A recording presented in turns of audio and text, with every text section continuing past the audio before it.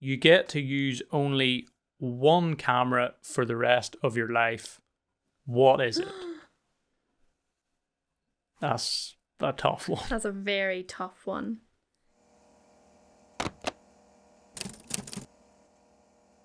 What's up, guys? Welcome back to the channel and another video. Hello, everyone. Remember me? She's back. So, like a week ago on the community tab on our YouTube channel, I dropped a little message saying that we were thinking of doing a Q&A. I've actually been sick like the past week or so we didn't really get the chance to go out and do a proper video. So I thought, yeah, it was the man flu. It was. Wasn't nice though. But yeah, we didn't really get the chance to go out and do a video, and I don't even know if we've done a Q&A on the channel before. Ever. We've answered some questions and stuff, but not a proper Q&A. So we have in live streams like answered a lot of questions and stuff, but yeah, not an actual video. So I threw it out there in the community tab on Instagram and in the Discord as well, and we got back some questions and we're just going to answer them. There's quite a variation of them. So yeah, let's just get into it, answer the questions, and hopefully it's interesting. The man flu's almost gone. Okay, so we'll not hang around. Here is question number 1. When you film with your X-T30, what settings do you use? I mean, do you use a film simulation or do you record in F-Log? And that was from Chief in our Discord server. Good question. Great question. Do you want to give them the answer and I'll explain? So I'll just give the one-word answer and you can give the explanation. So no, we do not shoot in F-Log. We do use a film simulation and it's one that we really love. And what is it?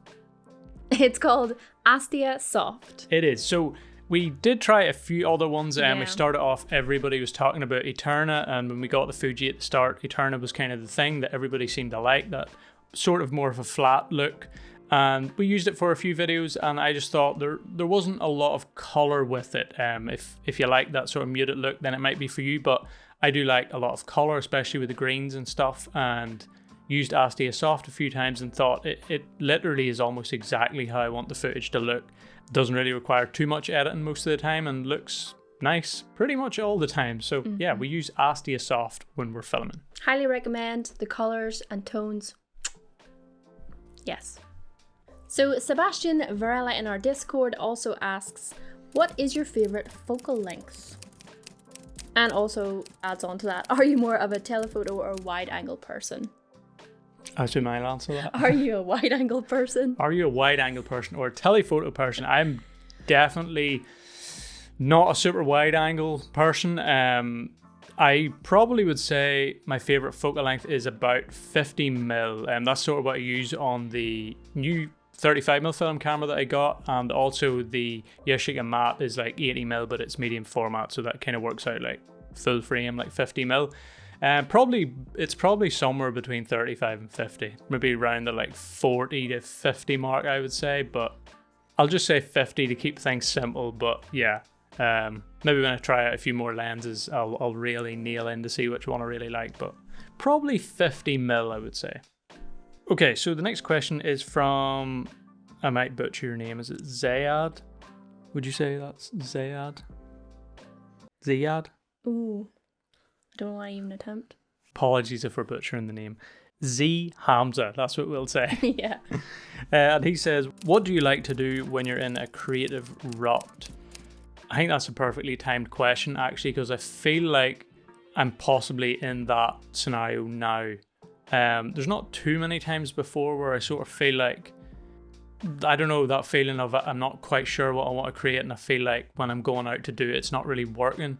I feel like there's been a few times recently, more so than I remember before, where I've went out to take photos and just been like, I don't really think any of those are any good, and I don't really even want to look at them when I get back. I don't know if that's sort of the weather, and when it comes into winter in Ireland, I feel like it's more difficult.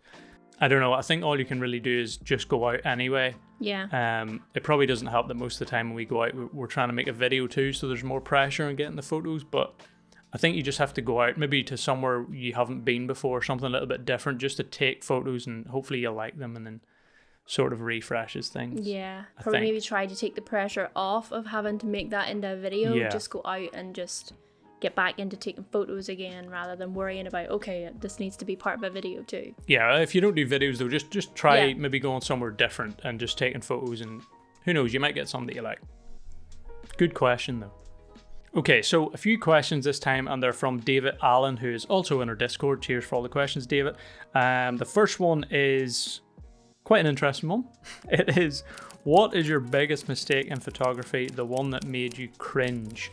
Obviously, I've seen these just before we went to record this video, but I was actually having, this sounds kind of arrogant, but I was having a hard time thinking... Oh, the TV went off.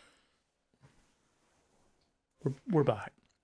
I was actually having a hard time pinpointing one like big mistake that I made, because I don't really know if I could ever make a mistake that has that big of consequences. Like I might ruin a video by the main photo being ruined or something. So it feels like I wouldn't be in a scenario where I could make that big of a mistake. But the one that comes to mind is actually, it's a film photography mistake, and it's in our recent trip to was it Portugal or Spain? Portugal, where I underexposed a lot of those photos when we were in Silves, the little Portuguese mountain town. I actually went back and took those photos again, and they turned out to be quite good. There's a few of them that I really like, so that would have been quite a big mistake. If I had have waited a little bit longer before I got the film developed and stuff, and just hoped that I got everything right, I would have ended up with hardly any shots from that day. That's exactly what I was thinking. I was thinking like we were lucky enough to be able to know that before we left that area, so we were able to go back and kind of correct that mistake. Yeah. If we weren't able to do that, it would be such a bummer. Yeah, because there's a few of those photos that I really like. So yeah, that was quite a mistake. It was partially my fault, I think, and partially the app I was using, but yeah, that would have been a real annoying one to make. But just remember that mistakes are learning opportunities. So without making any, you don't really get to learn from them. So that's kind of the way we look at mistakes. Yeah. You're learning all the time from things that you do wrong. So. I'm going to make more. I've made more sense too. Okay, on to the next one. What are your photography goals for the next 12 months? That's a good question, and probably not something you really think about that often. It's probably something you should think about more, actually. I just want to keep getting good photos. I want to, like a lot of people say, if you can get like 12 good photos in a year, that's a good number. So I don't know, just try and get a few more photos that I think could make it into the portfolio. And possibly maybe make a little zine or something, a little collection of photos in some way, and print more photos too, actually. You get to use only one camera for the rest of your life. What is it? That's a tough one. That's a very tough one. Very tough. Yeah, that's a tough one. Because we do both photo and video, I feel like it's a little easier to pick. I think because we use Fuji, it would be hard to leave Fuji with just how nice they are to use. I feel like if I had to pick a camera that's out now that I know I could use for a long time, it would probably be like the Fuji X-T4. I knew you were going to say that. I think that would be it's just a great camera. Great for video and also great for photo, with a lot of choice in lenses.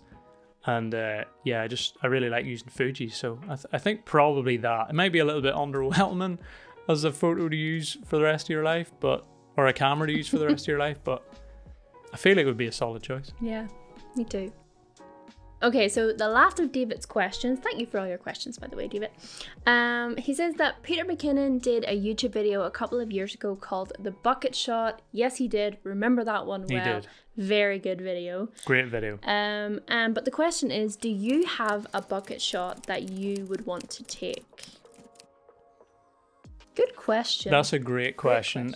Probably something, again, that everybody should think of a little bit more, just as like a dream scenario type thing. There's probably a couple of places. I actually have a point on this before you go any further, because you're quite not different, but like you don't like taking pictures that other people have taken. Not really.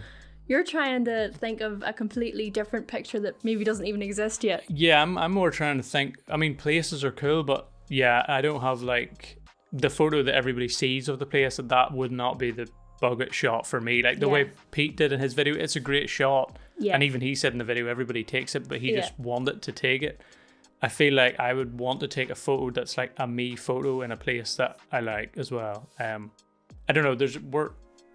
This a tricky one. I feel like it's probably somewhere in the US, possibly like Montana or something, with the like old farms and the old American trucks and the mountains in the background. I feel like if I could make a scene with those elements in it, that would be probably close to a bucket shot for me, I think. Or possibly Europe, like actually Lake Como or Italy or somewhere like that. And we're actually going there in how many weeks? 3, 2, so I don't know. You probably don't already know, but I'm going to be 30 in like 3 weeks. And Christina just gave me the present today. So yeah, we're going to Italy for a while. Yay. For a little trip. So who knows, maybe that will be the bucket shot. I don't know. Put pressure on it. But yeah, great question. Okay, another question, and this one is from Buy Eggs, who is in the Discord server as well. And the question is, what is your favourite film simulation? Sort of already touched on this one, but it would be Astiasoft. That's what we use for all our videos, and that's also kind of what we're seeing when we're taking photos too. That's the film simulation we have in for photography as well, even though we're shooting in RAW, but that's the way we like to see the scenes. Yeah, definitely our favourite, and just works. And speaking of favourites, this is another one for you by Thomas. Hi, what's your favourite film stock and what's your least favourite film stock? There's another bit of it. Do you want the whole question? I'll answer that first. I haven't used that many. I'm quite new to film photography. Literally just got into it from the start of this year. So I've used a few. So far, I think Kodak Gold I shot in the 35mm camera. I feel like it's probably going to be Kodak Gold. I still need to use it on the Yashica mat, but I feel like it's probably going to be almost perfect for the type of look and colors and stuff that I like. It's hard to go by Portrait too though, but probably one of those two. But I think it's going to be Kodak Gold. Least? Probably not. Least favourite? Is there any that you use where you're like, I am not using that again? Not really. I've got a few random ones in the fridge which I might use. I feel like I might not like those. Yeah, I don't really know. I haven't shot enough to know which one I don't like the most. And the second part of that question is film versus digital. In which situations would you choose one over the other? That's a good question. I mean, obviously, if you're trying to take a lot of photos really quickly, then it makes sense to shoot digital. The 35mm camera is actually quite quick, but you always have that little bit of unpredictability with film. But I mean, most of the stuff I'm doing is pretty casual, so I could probably choose film almost all the time. I like the process of it, and when you get it right, I really do like the results of it. So yeah, probably film a lot of the time, unless I'm really under pressure to take a lot of photos. But it is nice to see the photos in the back of your camera when you take them and you know if it's good or not. Yeah, that's true. It's a tricky question. Take both. Yeah. Okay, so a few questions here from Chief in the Discord. Cheers for all the questions. The first one is, you have made a video about the different photographs you have printed. Do you have an idea for a zine or photo project or any other photographic project? Ooh. Great question. Great question. Do we have a plan for any photographic projects? Well, won't you just have to keep watching? No, we definitely would like to start printing our own photos and maybe releasing them to you guys. That would be pretty cool. That's something I I think I done a poll on it as well, and it was actually quite a good response. I think it was like 3/4 of you said that you would maybe be interested in buying a print, and it is something I would want to do. Probably gonna set up a website quite soon. Haven't got around to that yet, but we'll get there. I feel like there's a few photos that I would like to print, and I think you guys might like too. So yeah, we definitely would like to print some photos and make them available for you guys to buy. And yeah, like I said in a previous question, I would love to make a little zine or a photo book. I feel like it's something I would overthink the life out of. So You have had many ideas over the years yeah, of photo I books. feel like I need to make. pick a topic, or I think one of the easiest ways to do it is to just do a book every year. I think that sort of takes the overthinking out of it, because you just pick your favorite photos from the year and there it is. But I do like the idea of little specific projects around things or trips. Number 2. Number 2. Oh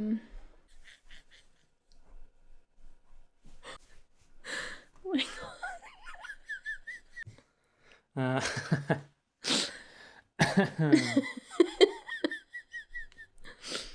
Okay. So Chief says, question number 2. We see a lot in your videos that you go out shooting at dusk in the golden hour of the evening. For you, is this the best time?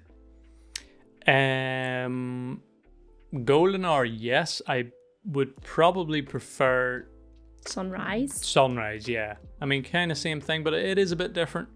I think probably sunrise for a few different reasons. I think it feels nice. I think it's nice to be out in the morning, and there's always nobody about. It feels a lot more peaceful. Well, depending on where you are, but normally more peaceful than sunset. Yeah, we usually do prefer a sunrise, but sometimes we don't have the choice, because being from Ireland, you really cannot rely on the conditions to be good. No. Anytime. It's very, very unpredictable. That was the word. Or predictable. It's probably going to be raining most of the time. Yeah, pretty much. But no, I feel like when you get up for sunrise and you're going out and taking photos, yes, you get the nice golden light, but then it just slowly gets a little bit brighter. Whereas at sunset, I feel like it can be a little bit more stressful, because once the sun goes away, then depending on where you are again, it just be too dark. Whereas you can take photos a bit longer at sunrise, I think. So probably sunrise, to answer your question. Hopefully this isn't too much blabbering, by the way. I don't think it is. It feels kind of boring when you're recording these sometimes, but hopefully it isn't. So question number 3, do you have presets on your photo editing software? What would be your approach to photo editing? Yes, we do have presets. Many. Many that we've sort of made over the last few years that we use. They aren't available to buy yet, but I would like to make them available to buy, because we have had a few of you guys mention on previous videos about that. But yes, we do have a selection of presets that we've adjusted and sort of got the look that we like with the photos. So that is our photo editing process. Edit the photos in Lightroom using the presets and then some adjustments. Yep. When it comes to film, we don't use the presets. We just make some adjustments. But for the XT30, presets. Hopefully soon you can get your hands on those. Yes. If you want to get your hands on them. If you want them. And then... I'd love a cup of tea. You know where the kettle is. Rude.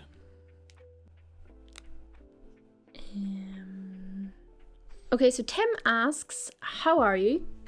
That's a nice question. Thank you. Hi, Tim. We're good. We are good, thanks. Recovering from the man flu. Thankfully, I didn't get the flu so far. Yeah.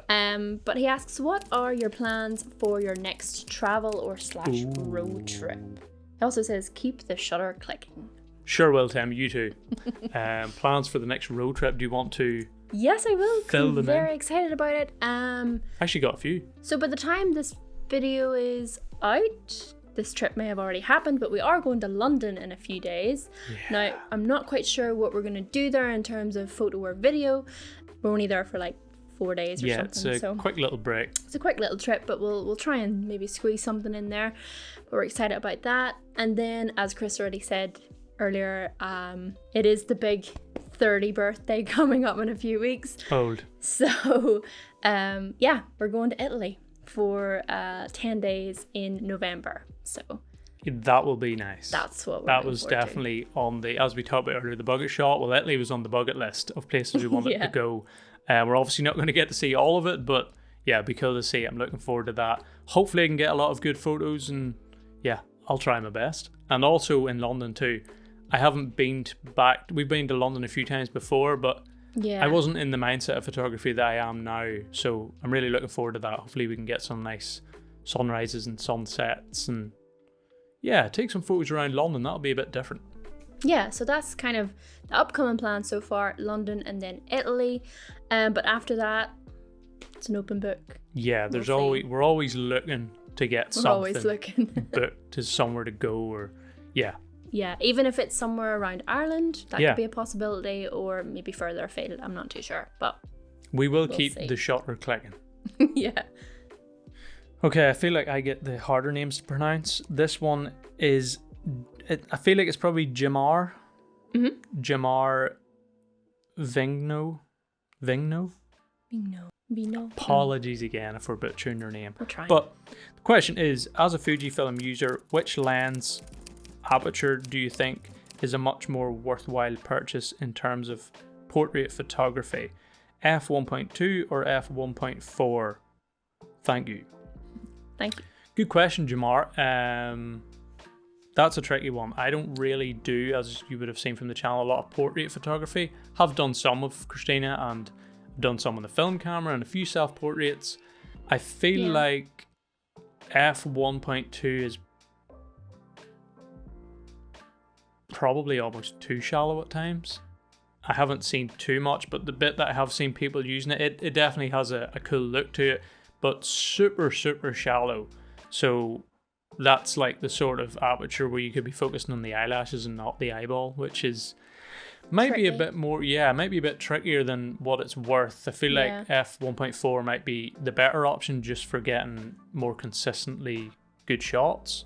But again, I'm not really a portrait photographer, so I'm not the greatest person to give that advice. But it's also going to be cheaper, and I know them f1.2 lenses can be really expensive. So I'd probably say f1.4, but I'm not really the greatest person to ask. Good question though. If anybody has any tips there and can help Jamar out there with that question, let us know in the comments below. I'm sure a lot of you guys have used both of those lenses. I think we're nearing the end, are we? Yes, we are. So we do have a couple of questions from Instagram because we did put the question box on our Instagram story as well. So just a couple from there, and very important one to begin with. Who makes the better tea? Oh yeah, hilarious. Just kidding. I actually asked that question. Christina thought she was smart. I think the clear answer is me, just saying. I don't have any tea. No mug of tea. It's definitely me though. But Demon asks, best places to visit in Ireland. Good question. I wish I had a real good answer to this question, or I had the knowledge and had travelled enough to really be able to pinpoint it. You'd think with us being from Ireland, we would have the answer to this question, but I think it's also true for everybody and their own home country is you don't really see enough of your home country. Yeah, we've sort of made a purpose to try and see more of it, which is why you see us going on trips around the place. We're trying to. But we haven't been way down south to the likes of like Cork and stuff. Galway. So yeah, well, we were in Galway. Oh, we were but in we Galway. didn't get to see too much. We didn't get to see too much. It completely depends on your photography style. If you're a sort of a traditional landscape photographer, I think you'll love Ireland. I'm sort of looking for my own little style of photos in and around, but I think so far probably Donegal. Yeah, Donegal is probably one of the coolest, most remote counties. Yeah, the remote aspect is what I like of it. I would definitely recommend the Wild Atlantic Way. So that's kind of like the whole west coast. It's kind of like the half of Ireland. We recently went to Slieve League, which was really cool. I would really recommend going there, and I would love to go back there as well. We saw a little clip in because we kind of didn't really get a video of when we were there, but I got a few photos. I'll throw them on screen. Pretty epic. But yeah, probably Donegal, and yeah, like Christina said, the Wild Atlantic Way, which is half of Ireland. But we'll the whole island basically. We'll get back to you on that one in a couple of years. I would definitely recommend the little old Irish towns. Yeah. Try and find a few of those because they're so unique and so cute, and even the little pubs that you can go into. Yeah. Those are. Grab yourself a pint of Guinness. Definitely. Is this the last one? This is the last question. We've saved the best to last. And that question is also from Damon, and it is, will Daniel Riccardo have a seat in Formula 1 next year? Oh, the question on everyone's lips. A great question. not photography related, and it doesn't need to be. Will Daniel Riccardo have a seat? If any of you watch Formula One, you'll understand. If you don't, you probably might want to skip on past this one. Yeah. It's an if you know, you know. Yeah. Unfortunately, I think the answer is going to be no. As sad as that is. It is. Great character. I'm a big fan of him. But he just hasn't delivered. So, unfortunately, yeah, he hasn't earned the right, I don't think, for a seat next and not year. in the last couple of years. Over his career, he definitely has. Yeah, yeah, definitely. He hasn't been great over the last few years. I still think a lower level team might take him, or maybe should gamble on him. But I think there's a high possibility that he could be a reserve driver. They're talking about Mercedes reserve, so I'm not sure, but I don't like that. I can't see him being in a number 1 or 2 seat. Unfortunately. And that is pretty much it for this one. That is all the questions. Cheers for getting your questions in, whatever way you decided to ask them on whatever platform. If you want to join our Discord, by the way, the link is in the description. Just join in, talk about gear, share your photos, talk about whatever, just general photography related stuff or travel or whatever it is. Yep. Yeah, good fun over there. And hopefully this wasn't too boring. It feels like we're just reading and speaking and reading and it feels a little bit boring to do. Yeah. But yeah, hopefully you found it enjoyable. Like I said, I was sick, so we couldn't really get out and do much photography the past while. But that will be changing soon. Yes. Plus, it's always important to answer your questions whenever you have them. I do like watching people's Q&As, so yeah. But anyway, that is pretty much it for this one. If you enjoyed it, maybe give it a thumbs up. Consider subscribing if you want to see photography videos and not a heap of Q&As. Especially from London and Italy. Yeah. But yeah, I think that's pretty much it. So I almost fumbled my words. Blah, blah, blah, blah. I think that's almost it for this one. So cheers for getting your questions in. And as we always say, take it easy. Don't be a stranger. Time for tea. Time for tea. And maybe a glass of wine.